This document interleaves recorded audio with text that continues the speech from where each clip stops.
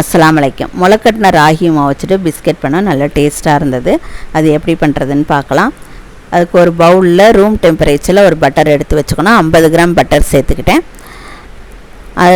அரை cup brown sugar, 1/4 cup white sugar சேர்த்துட்டு பட்டரோட நல்லா சுகர் வந்து மிக்ஸ் பண்ணிக்கணும். மிக்ஸ் பண்ணி இந்த கன்சிஸ்டன்சியில் இருக்கணும்.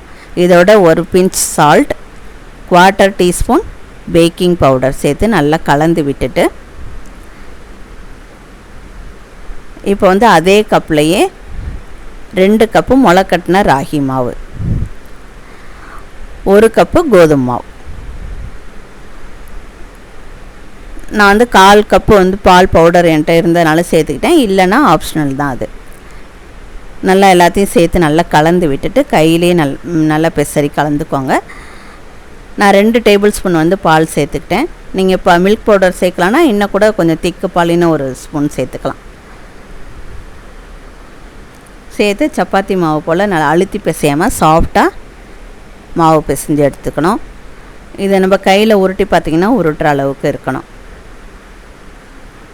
நான் ஒரே மாதிரி இருக்கனால ஒரு ஸ்கூப்பில் எடுத்துகிட்டு உருட்டி பிஸ்கெட் வந்து ரெடி அதை அப்படியே ப்ரெஸ் பண்ணோன்னா நமக்கு பிஸ்கெட் ரெடி ஆகிடும்.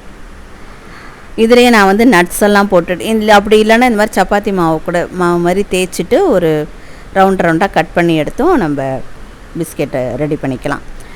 ஓவனை வந்து பார்த்திங்கன்னா 180 டிகிரி 10 மினிட்ஸ் வந்து ப்ரீ ஹீட் பண்ணி வச்சுருந்தேன். இப்போ எல்லாத்தையும் பிஸ்கெட் ரெடி பண்ணிவிட்டு பட்டர் ஷீட்டில் ட்ரேயில் வந்து பட்டர் ஷீட்டில் எல்லாத்தையும் அடுக்கி விட்டு 25 மினிட்ஸ் to 30 மினிட்ஸ் வந்து பேக் பண்ணோன்னா பிஸ்கெட் ரெடி ஆகிடும். ஒரே மாவுலேயே நான் வந்து நட்ஸ் எல்லாம் சேர்த்துக்கிட்டேன். அதாவது ஓட்ஸு, சியா சீட்ஸு, பாதாம், முந்திரி எல்லாம் சேர்த்துட்டும் பிஸ்கெட் ரெடி பண்ண நல்ல டேஸ்ட்டாக இருந்தது. அந்த பிஸ்கெட்டை இந்த நட்ஸ் போட்டது ரொம்ப டேஸ்ட்டாக இருந்தது. நீங்களும் செஞ்சு பாருங்கள்.